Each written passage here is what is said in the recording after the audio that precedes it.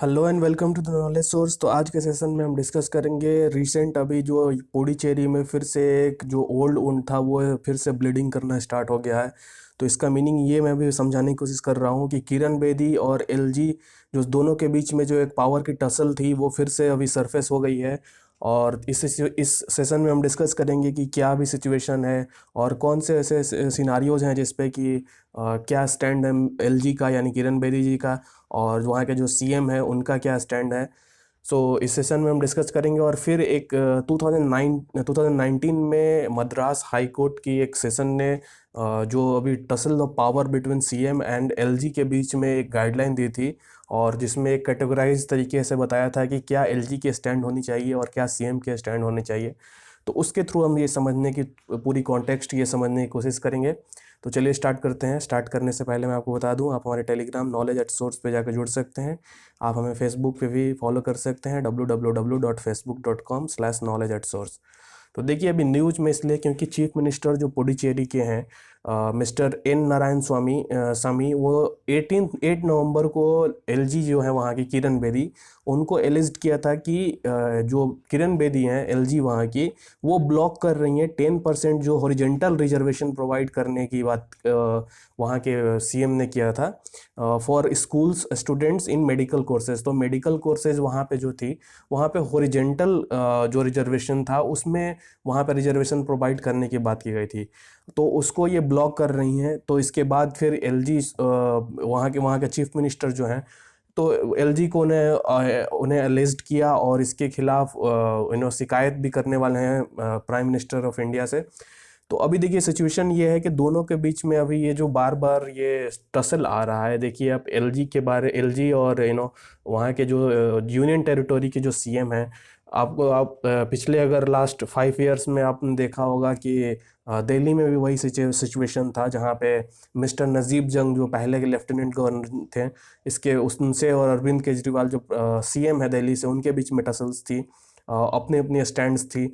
और इसके बाद अभी अनिल बैजल भी उनके उनके बारे में, तो ये कंटिन्यूअस एक प्रोसेस है जो अभी सिचुएशन अभी इवॉल्व हो रहा है। इसमें हम देख रहे हैं कि जो एलजी किसी यूनियन टेरिटोरी के हैं और वहाँ के सीएम, तो दोनों के बीच में एक काइंड ऑफ टसल, एक पावर टसल और पावर शिफ्टिंग की बात ऐसा अब बार बार ये न्यूज़ में सरफेस हो रहा है और ये देखने को मिल रहा है। ठीक है। सो अगर हम पहले थोड़ा सा कॉन्टेक्स्ट अभी समझने की कोशिश करें तो इससे पहले पुडुचेरी के जो स्पोर्ट्स मिनिस्टर हैं उन्होंने भी लेफ्टिनेंट गवर्नर वहाँ के जो पुडुचेरी के किरण बेदी जी हैं उनको बताया था कि वो जेलस हैं और एक्यूज किया था कि वो एक टी ट्वेंटी टूर्नामेंट वहाँ पे ऑर्गेनाइज्ड हो रहा है। तो वहाँ की जो एक एक्चुअली एक लैंड था वो लैंड जो था वो एक्चुअली वो लैंड आता है नन बिना मतलब कि कोई भी रेवेन्यू उस पर कलेक्ट नहीं होता है, लेकिन वो लाई होता है बेसिकली वेस्ट लैंड। तो वहाँ पे एक टूर्ना में वहाँ पे एक कंस्ट्रक्शन वर्क चल रहा था जहाँ पे जैसे कि वो स्टेडियम बनाया जा रहा था। लेकिन अभी सिचुएशन ये है कि वो स्टेडियम अभी रुक गया है और वहाँ के जो किरण बेदी जी हैं वहाँ की जो लेफ्टिनेंट गवर्नर, उन्होंने उस पर एफआईआर करने की बात कही है कि जो भी कंस्ट्रक्शन कंपनीज प्राइवेट कंपनीज वहाँ पे कंस्ट्रक्ट कर रही थी। और इसके बाद ये रिएक्शन आया है कि वहाँ के जो स्पोर्ट्स मिनिस्टर उन्होंने कहा है कि वो ये जेलस हैं और अपने आप को वह यहाँ की गवर्नमेंट को डिफेम करने की कोशिश कर रही हैं और अपने आप को एक सुपीरियर और उनके पावर शिफ्टिंग बता रही हैं कि हमारे पास पावर ज़्यादा है as compare to CM of that union territory. तो ये एक अभी सिचुएशन है। ठीक है। और इससे पहले जो अभी जैसे कि मैंने आपको बताया कि वहाँ की लेफ्टिनेंट गवर्नर जो पुडुचेरी के हैं वो डिस्ट्रिक्ट कलेक्टर को बताया था कि एफआईआर रजिस्टर्ड कीजिए जो भी प्राइवेट कंपनी है उनके खिलाफ। जो क्रिकेट स्टेडियम वो उस लैंड पे बनाया जा रहा था जो कि यूनियन टेरिटोरी के आसपास ही है, लेकिन वो जो लैंड है वो इस देखिए एक लैंड होता है, मैं आपको आगे समझाऊंगा कि ये लैंड क्या होता है और इसका मीनिंग क्या है। लेकिन अभी समझ जाइए कि ये जो सिचुएशन है जहाँ पे एक दूसरे को अभी चीफ मिनिस्टर से जो भी वहाँ पे मिनिस्ट्रीज है वहाँ के पुडुचेरी के वो लिस्ट कर रहे हैं और एक पावर शिफ्टिंग की बात हो रही है जहाँ पे जो पावर एलजी के पास होता है उसको यूटिलाइज कर रही हैं, क्योंकि आपको मालूम होगा कि एलजी की power as compare to governor जो भी किसी स्टेट्स होते हैं उनसे थोड़ी ज़्यादा होती है। ठीक है।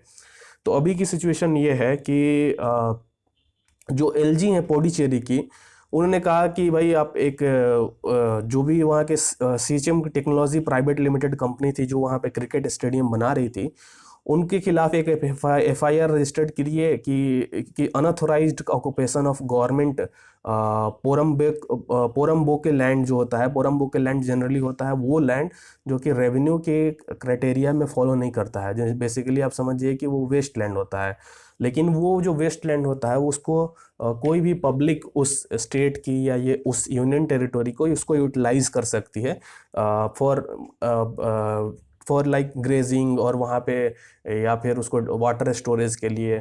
लेकिन उसको कोई आप परमानेंट स्ट्रक्चर उस लैंड पे क्रिएट नहीं कर सकते हैं, ठीक है। तो उस लैंड को हम कहते हैं, बोलते हैं पोरम्बोक लैंड, ठीक है। तो एक्चुअली अभी ये सिनारियो है। इसके बाद स्पोर्ट्स मिनिस्टर, जैसा मैंने आपको बताया कि किरण बेदी को बुलाया कि वो टूर्नामेंट स्टॉप करने करके अपने आप को सुपीरियर साबित करने की कोशिश कर रही हैं और जो एलजी की पावर है उसको बताने की कोशिश कर रही हैं। और ये जो इस तरीके की सिचुएशन है वहाँ पे एक हम ऐसा बोल सकते हैं कि एक पावर की जो शिफ्टिंग है बिटवीन एलजी और सीएम। तो ये अभी जैसे सिचुएशन है उसमें क्या हो रहा है कि जो मैंडेटेड फॉर्म ऑफ गवर्नमेंट है उस पे जो उनसे जो पावर शिफ्ट हो रहा है एलजी की तरफ, ठीक है। और इसके बाद जो वहाँ के मिस्टर पुडुचेरी के जो सीएम है उन्होंने कहा कि जो वहाँ की एलजी है वो एक एजेंट की तरह काम कर रही हैं और ये बताने की कोशिश कर रही हैं कि L power of LG is more as compare to the people got mandate of CM of that union territory, ठीक है। तो ये अभी एक्चुअली अभी पूरी सिचुएशन है।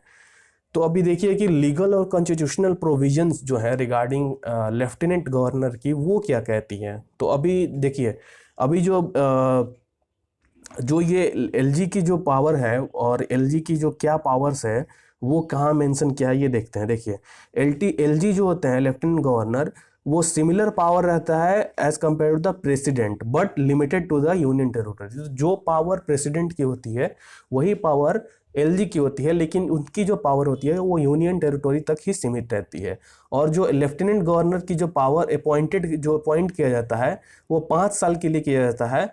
वह चीफ मिनिस्टर जो है वो भी 5 साल के लिए इलेक्ट किए जाते हैं, लेकिन वो पीपुल के मैंडेट के द्वारा इलेक्ट किए जाते हैं। लेकिन अगर हम एलजी के बारे में करें तो उनको अपॉइंट किया जाता है। तो अपॉइंट और इलेक्टेड में आप डिफरेंस आप समझ गए होंगे, ठीक है।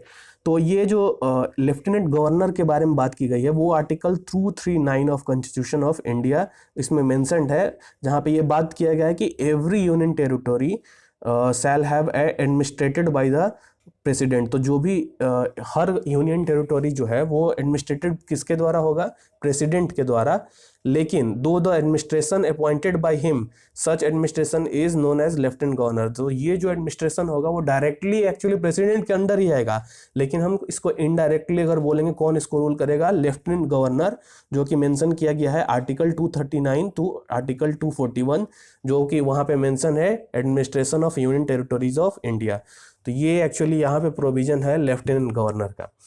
सो ये आप पूरा कॉन्टेक्स्ट समझ गया। लेकिन अभी जो मेन मैं आपको समझाने वाला हूँ कि वो अभी मद्रास हाई कोर्ट की एक गाइडलाइन आई थी मई 2019 में, जहाँ पे एक्चुअली सिचुएशन यही था, जो टसल था वही था लेकिन सिचुएशन अलग था।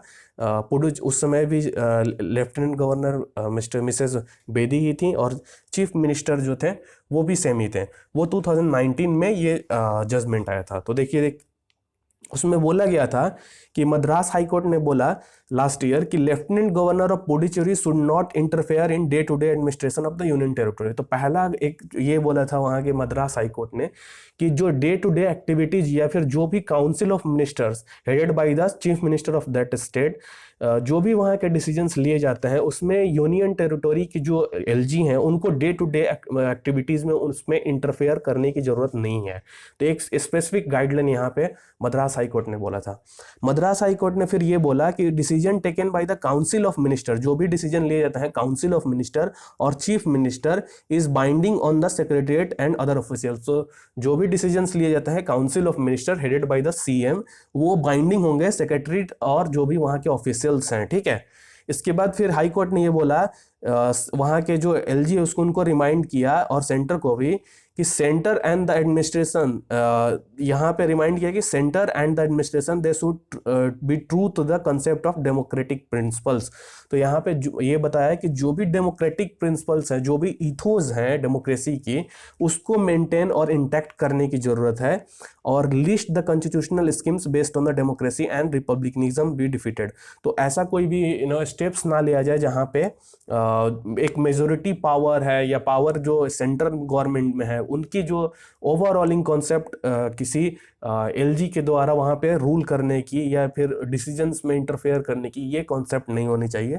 ये मद्रास हाई कोर्ट का एक स्पेसिफिक गाइडलाइन था। फिर इसके बाद हाई कोर्ट ने ये भी कहा कि जो भी एडमिनिस्ट्रेशन है वहाँ की एलजी की, वो bounded by the clause of aid and advice of the assembly constituency. तो जो भी असेंबली है वहाँ की, उसके जो भी डिसीजंस है उसके द्वारा बाइंडेड है कौन, वहाँ की एडमिनिस्ट्रेशन, एक यूनियन टेरिटोरी की एडमिनिस्ट्रेशन। और the LG power to refer any matter to the president to resolve difference should not mean every matter. और ये भी उसने बोला था कि कोई भी मैटर ऐसा होता है, जैसे कि मान लीजिए कोई एक डिसीजंस लिया गया और वो डिसीजंस आगे फिर भेजा गया कि ये डिसीजंस आपको हमें साइन करना है, मान लीजिए यूनियन टेरिटरी की, तो हर बात पे एलजी ये नहीं बोल सकता है कि हम प्रेसिडेंट के पास ये रख ले जाएंगे और प्रेसिडेंट से हम पूछेंगे, ठीक है, एवरी मैटर यहाँ पे ये बोला। फिर ये भी बोला कि दिल्ली के केस में ये बोला कि जैसे कि सेंटर गिव क्लैरिफिकेशन, 2017 में एक क्लैरिफिकेशन दिया गया था कि LG enjoys more power than governor of state. ये सेंट्रल गवर्नमेंट ने बोला था ये, अगर 2017 में जब दिल्ली और दिल्ली के सीएम और एलजी के बीच में ये टसल हुआ था, तो उस समय सेंटर ने अपना स्टैंड बताया था कि एज एलजी की जो पावर होती है वो सेंट्रल गवर्नमेंट किसी अदर गवर्नर से ज़्यादा होती है। और वो एलजी जो है उस स्टेट के यूनियन टेरिटोरी के, वो इंडिपेंडेंट भी वर्क कर सकते हैं without an advice of the council of ministers. तो ऐसा ये बोला था 2017 में।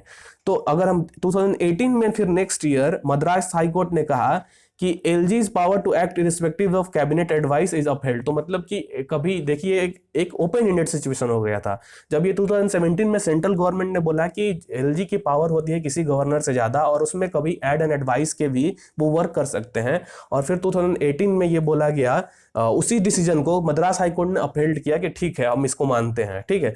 तो अभी सिचुएशन बहुत ही कॉम्प्लेक्स है। ये कोई अभी सिचुएशन यहाँ पे एक रिजॉल्व होती नहीं दिख रही है कि यहाँ पे एक कैटेगराइजेशन है कि कहाँ कौन कौन से ऐसे डिसीजंस हैं जो एलजी ले सकते हैं या फिर सीएम ले सकते हैं। तो ये एक ओपन एंडेड ये सिचुएशन है और अभी गवर्नमेंट को इसमें ध्यान देने की कोशिश करनी पड़ेगी। सो मैं आशा करता हूँ आपको ये पूरा कॉन्सेप्ट समझ में आ गया होगा। आप हमें मेल कर सकते हैं या कुछ पूछ सकते हैं आप कमेंट बॉक्स में, मैं आपको सॉल्व करने की, आपकी प्रॉब्लम्स में हल करने की कोशिश करूँगा। So that's it for today. Thank you as always for joining.